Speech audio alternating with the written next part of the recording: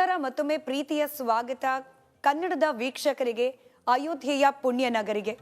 ಅಯೋಧ್ಯೆಗೆ ಕರ್ನಾಟಕದ ಮೂಲೆ ಮೂಲೆಯಿಂದ ಅನೇಕ ಮಠ ಮಾನ್ಯಗಳ ಪೀಠಾಧಿಪತಿಗಳು ಗುರುವರಿಯರು ಆಗಮಿಸುತ್ತಿದ್ದಾರೆ.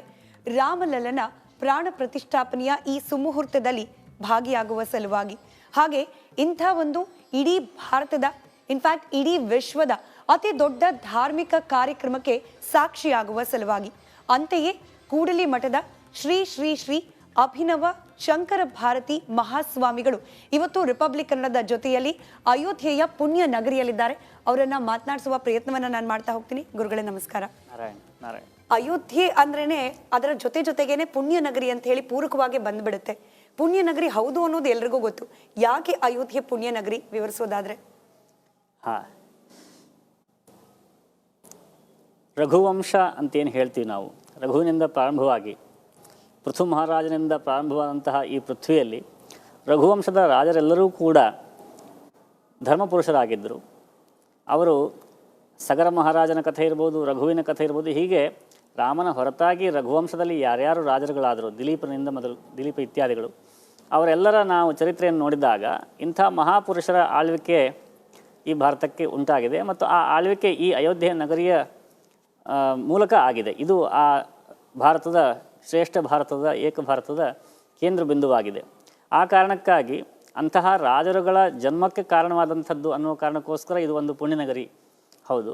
ಎರಡನೆಯದ್ದು ಇಲ್ಲಿರುವಂತಹ ಸರಯೂ ತೀರ ಮತ್ತು ಆ ಸಾಕೇತ ವಂಶ ಏನಿದೆ, ಸಾಕೇತ ಅಂತ ಏನು ಹೇಳ್ತೀವಿ ರಾಮನಿಗೆ, ಆ ಕಾರಣಕ್ಕಾಗಿ ಇದು ಪುಣ್ಯನಗರಿ.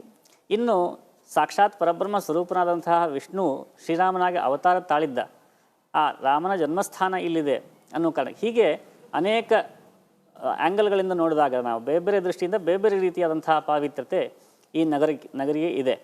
ಈಗ ನಾವು ಪಶ್ಚಿಮದ ದೃಷ್ಟಿ ಕೇವಲ ಪ್ರತಿಯೊಂದನ್ನು ಕೂಡ ಹೆರಿಟೇಜ್ ವ್ಯಾಲ್ಯೂ ಮತ್ತು ಹಿಸ್ಟಾರಿಕಲ್ ವ್ಯಾಲ್ಯೂ ಈ ಎರಡು ಅಂಶಗಳನ್ನು ಇಟ್ಕೊಂಡು ನೋಡ್ತಾರೆ. ಆ ಹೆರಿಟೇಜ್ ವ್ಯಾಲ್ಯೂ ಮತ್ತು ಹಿಸ್ಟಾರಿಕಲ್ ವ್ಯಾಲ್ಯೂ ಇವೆರಡನ್ನೂ ಹೊರತುಪಡಿಸಿ ಆಧ್ಯಾತ್ಮಿಕವಾಗಿ, ಧಾರ್ಮಿಕವಾಗಿ, ದೈವಿಕವಾಗಿ ಇದು ಪುಣ್ಯ ನಗರಿ ಆಗಿದೆ. ಹಾಗಾಗಿ ಈ ನಗರಿಗೆ ಬಂದು ಕೇವಲ ಇಲ್ಲಿನ ಮಣ್ಣನ್ನು ತೊಗೊಂಡು ಹೋದರೂ ಸಾಕು, ಅದು ನಮಗೆ ಪವಿತ್ರ ಅನ್ನುವಂಥ ಭಾವನೆ ಇರುವಂಥ ಹಿಂದೂಗಳು ಕೂಡ ಇದ್ದಾರೆ. ಅದು ಎಷ್ಟು ವರ್ಷ ಹಳೆಯ ನಗರಿ ಅನ್ನೋ ಕಾರಣಕ್ಕೋಸ್ಕರ ಅಲ್ಲ, ಅಥವಾ ಅದು ಎಷ್ಟು ಹಿಸ್ಟಾರಿಕಲಿ ಇಂಪಾರ್ಟೆಂಟ್ ಅನ್ನುವಂಥ ಕಾರಣಕ್ಕಲ್ಲ, ಕೇವಲ ಅದು ಪವಿತ್ರ ಅನ್ನುವಂಥ ಕಾರಣಕ್ಕೆ. ಏನಂದರೆ ಪವಿತ್ರ ಅಂದರೆ ರಾಮನ ಪಾದ ಇಲ್ಲಿ ಸ್ಪರ್ಶ ಆಗಿದೆ ಅನ್ನೋ ಕಾರಣಕ್ಕೋಸ್ಕರವೂ ಅದು ಪವಿತ್ರ ಭಕ್ತರಿಗೆ. ನಿಜ.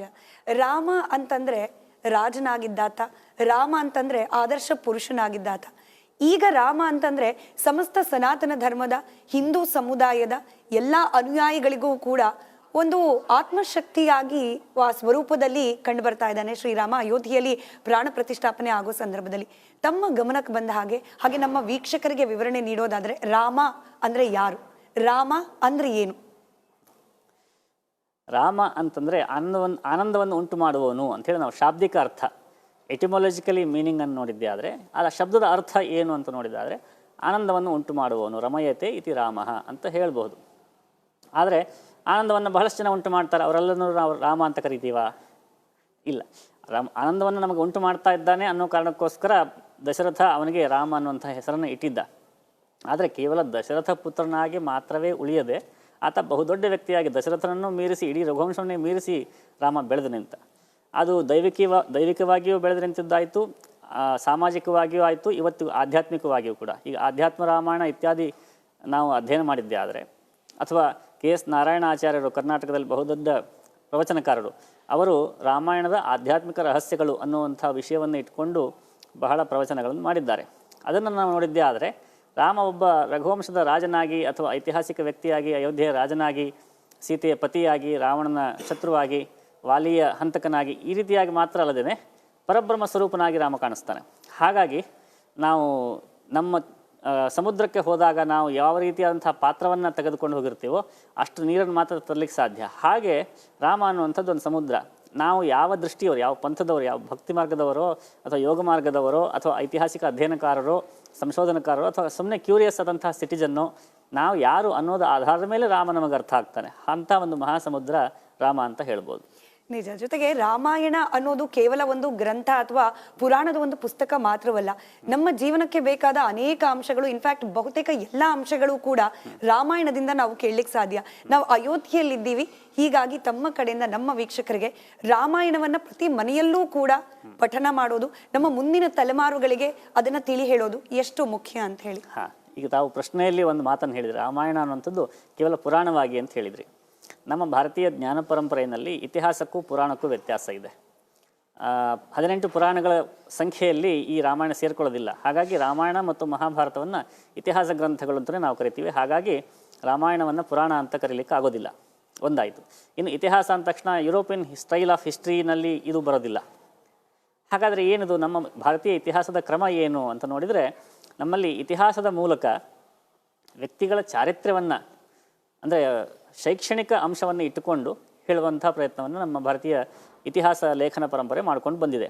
ಉದಾಹರಣೆಗೆ ರಾಮಾಯಣದ ರಾಮಚರಿತ ಮಾನಸ ಅನ್ನುವಂಥ ಒಂದು ಪ್ರಸಿದ್ಧ ಹಿಂದಿ ಕೂಡ ಅಲ್ಲ, ಅದು ಅವಧಿ ಭಾಷೆಯಲ್ಲಿ ಬರೆಯಲ್ಪಟ್ಟಂತಹ ರಾಮಚರಿತ ಮಾನಸ ಇದೆ. ಅದರಲ್ಲಿ ರಾಮಚರಿತ ಮಾನಸ ಅಂತ ಹೇಳ್ತಾರೆ ಹೊರತು, ಅಂದರೆ ರಾಮನ ಚರಿತ್ರವನ್ನು ಹೇಳುವಂಥದ್ದು, ಚಾರಿತ್ರ್ಯ ಅಂದ ತಕ್ಷಣ ಕ್ಯಾರೆಕ್ಟರ್, ಹೇಗೆ ಬಾಳಿದ ಅನ್ನುವಂಥದ್ದು. ಕಾಳಿದಾಸ ಕೂಡ ರಘುವಂಶವನ್ನು ಹೇಳುವಾಗ ರಘೂಣಾಮನ್ವಯಂ ವಕ್ಷೆ, ರಘುಗಳು ಹೇಗೆ ಬದುಕಿದ್ರು ಅಂತ ನಾನು ಹೇಳ್ತೀನಿ ಅಂತ. ಅದೇ ರೀತಿ ವಾಲ್ಮೀಕಿ ಕೂಡ ಸೀತಾಯಾ ಚರಿತಂ ಮಹತ್ ಅಂತ ಹೇಳ್ತಾನೆ. ಸೀತೆಯ ಮಹತ್ತರವಾದಂತಹ ಚರಿತ್ರೆಯನ್ನು ಹೇಳುವುದು ನನ್ನ ಈ ರಾಮಾಯಣ ಕಾವ್ಯದ ಉದ್ದೇಶ ಅಂಥೇಳಿ ವಾಲ್ಮೀಕಿ ಒಪ್ಕೊಳ್ತಾನೆ. ಅಂದರೆ ಒಬ್ಬ ವ್ಯಕ್ತಿ ಹೇಗೆ ಬಾಳಿದ, ಅಥವಾ ಆ ಕುಟುಂಬ ಹೇಗೆ ಬಾಳ್ತು, ಅಥವಾ ಆ ವಂಶ ಹೇಗೆ ಬಾಳ್ತು ಅಂಥೇಳಿ ಆ ಜೀವನ ಪದ್ಧತಿಯನ್ನು ತಿಳಿಸುವುದೇ ಆ ಇತಿಹಾಸದ ಉದ್ದೇಶವೇ ಹೊರತು ಎಷ್ಟು ಯುದ್ಧ ಆಯಿತು, ಎಷ್ಟು ಆನೆಗಳಿದ್ವು, ಎಷ್ಟು ಕುದುರೆಗಳಿದ್ವು, ಯಾರು ಹೊಡೆದ್ರು, ಯಾರು ಸತ್ತರು, ಎಷ್ಟು ಮರಗಳು ನೆಟ್ಟರು, ಎಷ್ಟು ರೋಡ್ಗಳು ಮಾಡಿದ್ರು, ಎಷ್ಟು ಬಿಲ್ಡಿಂಗ್ ಕಟ್ಟಿದ್ರು, ಈ ರೀತಿಯಾದಂಥ ವಿಷಯಗಳ ಡೇಟಾ ಇರೋದಿಲ್ಲ. ನಮ್ಮ ಇತಿಹಾಸ ಲೇಖನ ಪದ್ಧತಿಯಲ್ಲಿ ಡೇಟಾ ಇರೋದಿಲ್ಲ, ಜೀವನ ಇರ್ತದೆ, ಜೀವನ ವಿಧಾನ ಇರ್ತದೆ. ಯುರೋಪಿಯನ್ ಸ್ಟೈಲ್ ಆಫ್ ಹಿಸ್ಟ್ರಿನಲ್ಲಿ ಡೇಟಾ ಇರ್ತದೆ. ಆ ಕಾರಣಕ್ಕಾಗಿ ರಾಮಾಯಣ ಮತ್ತು ಮಹಾಭಾರತವನ್ನು ಹಿಸ್ಟ್ರಿ ಅಂಥೇಳಿ ಒಪ್ಕೊಳ್ತಾ ಇಲ್ಲ ಅವರು. ಆದರೆ ನಮ್ಮ ಪದ್ಧತಿಯ ಹಿಸ್ಟ್ರಿಯೇ ಅದು. ಹಾಗಾಗಿ ಅದನ್ನು ನಾವು ಪುರಾಣ ಅಂತ ಕರೆಯೋದಿಲ್ಲ. ಇದು ಮೊದಲನೇ ಅಂಶ.